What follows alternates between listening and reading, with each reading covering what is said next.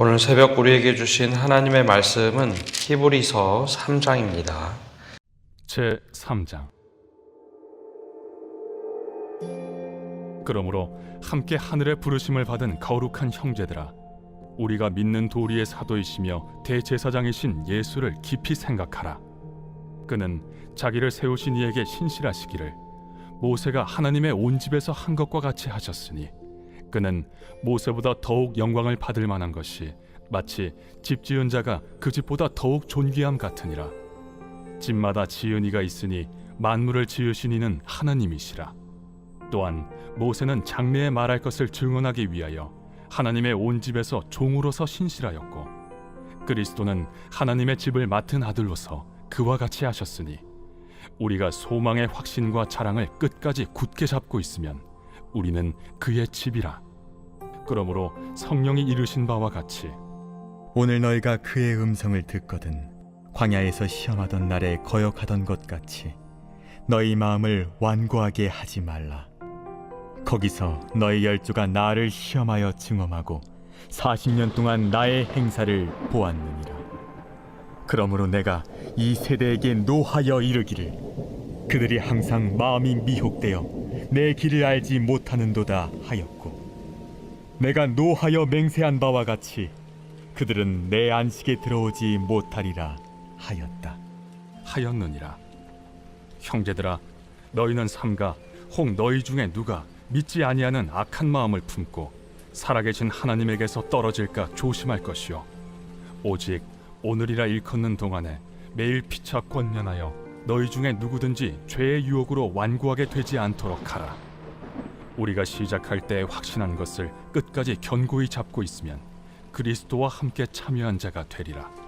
성경에 일렀으되 오늘 너희가 그의 음성을 듣거든 격노하시게 하던 것 같이 너희 마음을 완고하게 하지 말라 하였으니, 듣고 격노하시게 하던 자가 누구냐? 모세를 따라 애굽에서 나온 모든 사람이 아니냐? 또 하나님이 40년 동안 누구에게 노하셨느냐? 그들의 시체가 광야에 엎드러진 범죄한 자들에게가 아니냐? 또 하나님이 누구에게 맹세하사 그의 안식에 들어오지 못하리라 하셨느냐?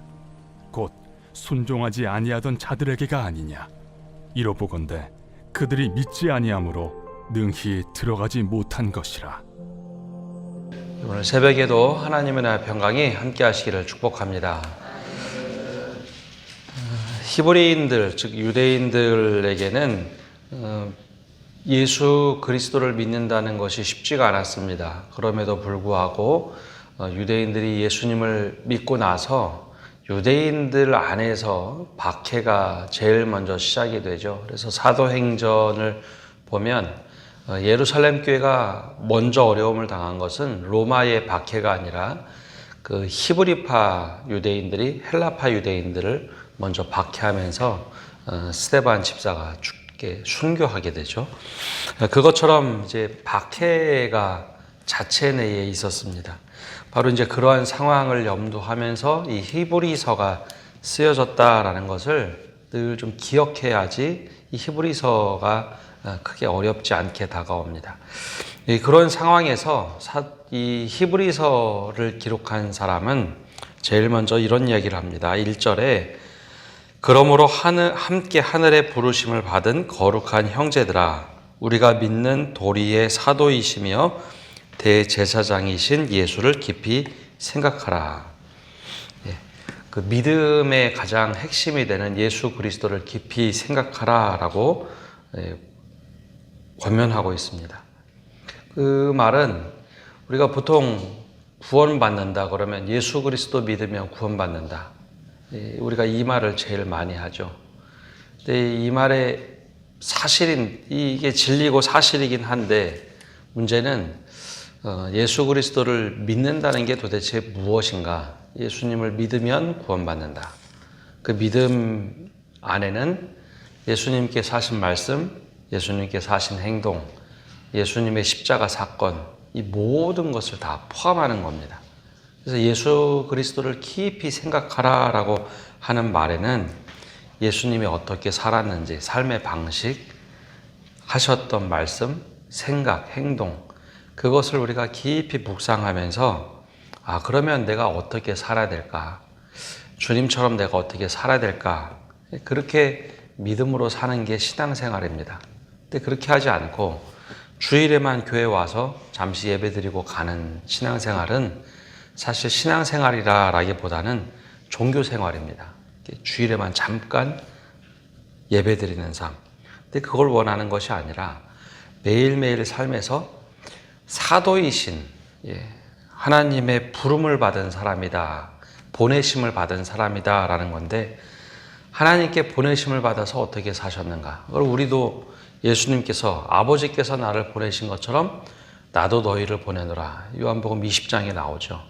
그 말씀처럼 나도 그러면 예수님이 세상으로 보내셨다고 하는데 나는 어떻게 살아야 될까? 예수님을 깊이 묵상하는 삶. 그게 우리의 신앙이 돼야 된다는 거죠. 또 대제사장이신 예수 그리스도를 깊이 생각하라. 이 대제사장으로서 예배도 하고 속죄하는, 직접 속량물로 바치셔서 속죄하는 모습을 보여주셨는데, 그러면 나는 그러한 삶을 어떻게 살아야 될까? 그게 예수 그리스도를 깊이 생각하는 삶입니다. 우리가 그런 신앙생활이 되지 않으면 종교생활 하기 쉽고요. 그냥 내가 믿는, 예수 믿으면 구원받아, 나머지는 내가 원하는 대로 사는 엉뚱한 신앙이 될 수 있다라는 것을 먼저 이제 짚어주고 있습니다. 두 번째 또 여기서 말하는 것은 모세와 예수님을 비교합니다. 그 이유가 있는데요.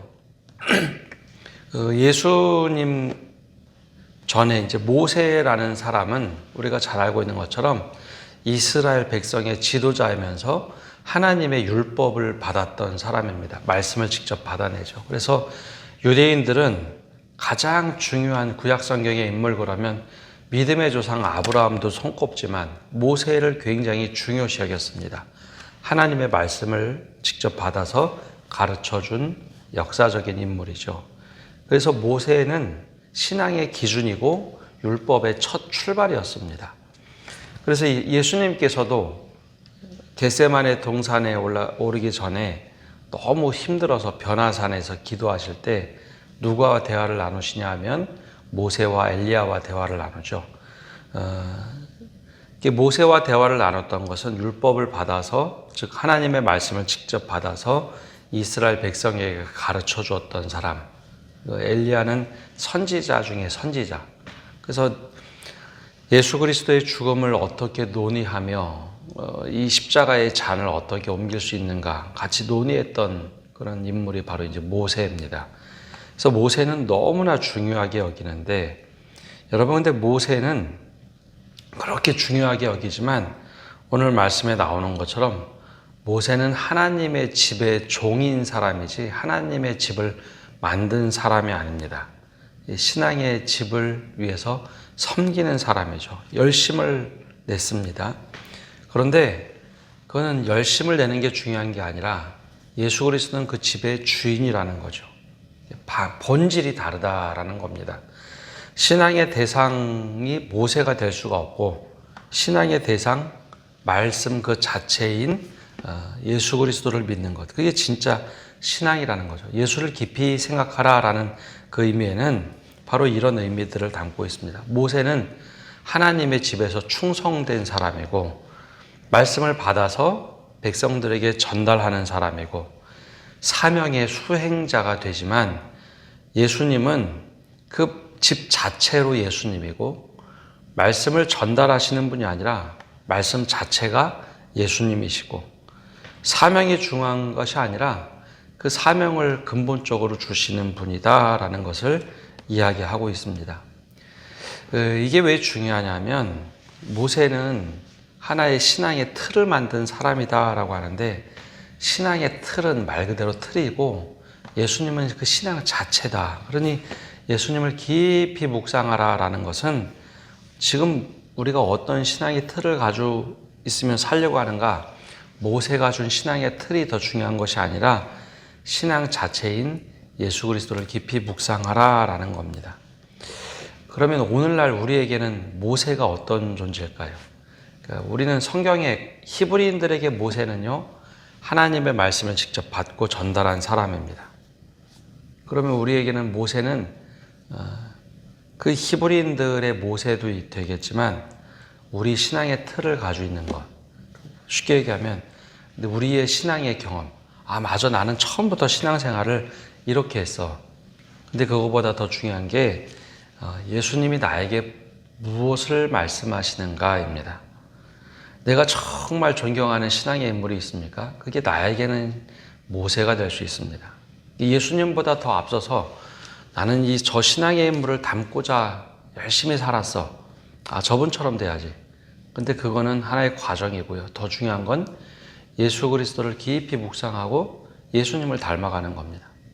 근데 우리가 종종 그런 신앙의 인물을 잡아놓고 그 사람 닮아가야지, 정작 중요한 예수님에 대해서는 삶에 빼놓을 때가 있죠.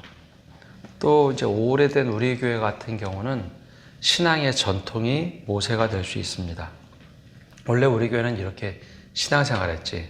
우리는 이렇게 신앙생활 해왔어. 근데 그것이 예수 그리스도보다 더 우선할 수는 없는 겁니다. 그래서 히브리 기자는 그 이야기를 처음부터 하죠. 예수를 깊이 생각하라고. 사도이시며 대제사장이신 예수를 깊이 생각하라. 그곳에부터 달라져 있는 것이 있다면, 잘못된 길이 있다면 예수 그리스도를 깊이 생각하고 그렇게 신앙의 대상으로서 초점을 맞춰야 된다. 그래서 여러분, 신앙은 열심을 내는 것, 과거에는 굉장히 중요하다고 얘기했습니다. 근데 신앙에 열심을 내는 것보다 더 중요한 것은 방향입니다. 잘못된 방향으로 신앙생활을 하면 우리 신앙이 망가지게 되어 있습니다. 그래서 그 다음에 바로 이야기하는 것이 불신앙에 대한 이야기입니다. 이제 모세 시대를 이야기했기 때문에 모세 시대에 있었던 모습이 무엇이냐? 광야 생활 아닙니까? 광야 생활 시편 95편을 인용하는데 7절부터 11절까지 이렇게 시편 95편을 쭉 인용합니다. 무슨 내용이냐? 이렇게 기록되어 있죠. 오늘 너희가 그의 음성을 듣거든 광야에서 시험하던 날에 거역하던 것 같이 너희 마음을 완고하게 하지 말라. 거기서 너희 열조가 나를 시험하여 중험하고 40년 동안 나의 행사를 보았느니라. 그러므로 내가 이 세대에게 노하여 이르기를 그들이 항상 마음이 미혹되어 내 길을 알지 못하는도다 하였고, 내가 노하여 맹세한 바와 같이 그들은 내 안식에 들어오지 못하리라 하였느니라. 시편 95편을 7절에서 11절까지 인용했는데 우리는 또 그렇게 교리대로 많이 생각하지 않습니까? 예수 그리스도를 믿으면 구원받는다. 그런데 광야 출애굽하면서 광야 생활로 나왔던 이스라엘 백성들이 광야를 마치고 다 가나안 땅에 들어갔느냐? 우리가 출애굽기를 보면 출애굽기부터 레위기, 민수기, 신명기 말씀을 쭉 이어서 보면 출애굽 여정이 나오는데, 여러분 실제로 가나안 땅에 들어갔던 백성은 출애굽 2세대입니다. 출애굽 1세대는 애굽으로부터 탈출은 했지만 이 가나안 땅에 들어가지 못하죠. 모세도 가나안 땅에 들어가지 못합니다. 이 여호수아와 갈렙만 1세대는 들어가지만 애굽에서 탈출했던 1세대는 광야에서 다 죽고 2세대가 새로운 사람으로, 새로운 모습으로 가나안 땅에 들어가죠. 그때 사람들의 생각에 경고했던 것은 하나님의 말씀을 듣고 완악해진 이스라엘 백성들에 대한 경고였습니다. 하나님의 음성을 듣거든 완악해지지 말아라. 마음을 완고하게 하지 말아라. 근데 완고하게 가졌던 이스라엘 1세대 백성은 실제로는 가나안 땅에 들어가지 못합니다. 하나님이 아무리 말씀하셔도 마음이 미혹되어서 그 말씀을 제대로 순종하지 못했던 백성들. 그래서 11절에 나오는 것처럼 내가 노하여 맹세한 바와 같이 그들은 내 안식에 들어오지 못하리라 하였다. 그래서 마음의 완악함을 가졌던 사람들은 구원의 출발은 했으나 구원의 완성에 들어가지 못하죠.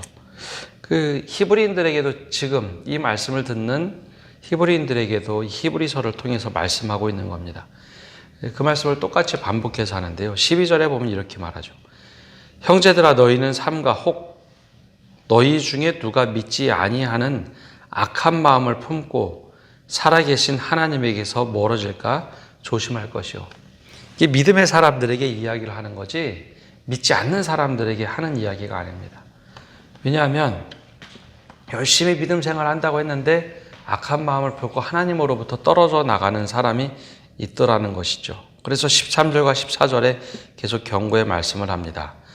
오직 오늘이라 일컫는 동안에 매일 피차 권면하여 너희 중에 누구든지 죄의 유혹으로 완고하게 되지 않도록 하라. 예. 그래서 서로 권면해 주라는 거죠. 너 그 길 잘못된 길로 가는 거야. 그런데 그 권면을 서로 하지 않고 죄악된 길을 가는데도 저 사람은 원래 저러니까 내버려둬야지. 여러분 그게 굉장히 위험한 겁니다. 죄의 유혹으로 완고하게 되지 않도록 하라. 그는 우리 스스로 하나님의 성령을 거스르면 우리 스스로 구원의 길로부터 이탈할 수 있다라는 거죠. 그래서 믿음의 사람 안에서 건강한 공동체일수록 그러면 안 된다. 믿음의 사람이 바르게 믿어야지. 예수 그리스도를 깊이 생각하고 가야 된다라는 것을 권면해 줘야 된다라는 겁니다. 그래서 이 모세의 시대를 이야기한 것은 바로 그 이유 때문입니다. 출애굽은 했으나 죄로부터 떠나려고 탈출은 했으나 믿음의 길을 제대로 가지 못하고 구원의 종착점인 가나안 땅에 들어가야 되는데 사실 막판에 모세도 그랬죠. 모세도 분노를 냈습니다. 이스라엘 백성 다 인도하고 40년 동안 그렇게 고생했던 모세가 광야의 마지막에 분노를 내리죠. 그래서 하나님께서 반석에서 물을 내라 라고 했는데 백성들이 막 아우성을 치니까 그 반석을 자기의 지팡이로 확 내리치죠. 내가 이렇게 하는 사람이냐. 그럴 때 하나님께서 너 여기까지. 그래서 느보산에 올라가서 결국 모세는 가나안 땅에 들어가지 못합니다. 바로 그 이야기를 하고 있는 겁니다. 그러니 14절에 우리가 시작할 때에 확신한 것을 끝까지 견고하게 잡고 있으면 그리스도와 함께 참여한 자가 되리라. 그게 믿음은 방향이 중요한 것이지 내가 지금 열심히 무엇을 한다가 중요한 것이 아닙니다. 그래서 계속해서 이 뒤에도 조금 전에 말씀드린 것처럼 16절에 듣고 격려하게 하시던 자가 누구냐? 모세를 따라 애굽에서 나온 모든 사람이 아니냐. 그래서 잘못된 길을 가는 것 그리고 하나님의 마음에 격려하게 하셔서 잘못된 길을 가는 자들에게 경고를 하고 있습니다. 우리도 마찬가지라는 것이죠. 그래서 오늘 말씀을 다시 한번 요약해 보면 예수 그리스도를 깊이 생각하는 믿음을 가지라. 보내심을 받은 사도로서 우리의 죄를 속량하는 대제사장으로서 예수 그리스도가 어떻게 사셨는지, 그렇다고 모세와 같은 신앙의 틀을 가지고 살지 말라. 그러니까 이 히브리인들이 모세를 마치 하나님처럼 믿고 살았는데 그것은 전통이 될 수 있고 내 신앙의 틀이 될 수 있고 하지만 그것은 하나의 그림자일 뿐이지 신앙의 핵심은 예수 그리스도라는 겁니다. 그분의 말씀과 삶, 행동, 그 모든 것을 깊이 생각하면서 믿음을 갖고 살라. 그래서 하나님께서 우리에게 확실한 믿음의 음성을 들려주셨을 때 거기에 완고하지 말고 또 완악하지 말고 그 믿음의 길을 끝까지 살아내는 것이 중요하지 마음이 완악해져서 나는 이렇게 못하겠다 하는 것 그런 마음을 품지 말고 하나님이 없는 것처럼 사는 그런 불신앙을 갖지 말고 살라라고 경고하고 있습니다. 오늘도 우리가 이 말씀을 듣고 또 이 대림의 계절 예수 그리스도를 더 깊이 묵상하고 살아가시는 성도 여러분 되시기를 바랍니다. 기도하겠습니다. 하나님, 오늘도 저희가 주님 앞에 나와서 말씀을 듣고 나갑니다. 주님, 우리에게 예수 그리스도를 깊이 생각하며 그 믿음의 길을 온전히 걷게 하여 주옵소서. 다른 길 곁눈질하지 않게 하여 주시고 또 모세를 마치 신앙의 대상으로 삼았던 이 히브리인들처럼 우리가 원래 이렇게 신앙생활을 하고 왔지라고 했던 모세처럼 믿고 살아가는 것은 없는지 돌아보게 하여 주옵소서. 모세가 중요한 것이 아니라 예수 그리스도를 믿어야 될 텐데 모세를 신앙의 대상처럼 꼭 붙잡고 있던 히브리인처럼 우리도 신앙의 틀 혹은 전통 수많은 것들을 모세처럼 생각해서 마저 신앙생활은 이렇게 해야지 돼 잘못 가지고 품고 있는 것은 없는지 다시 한번 돌아보게 하여 주옵소서.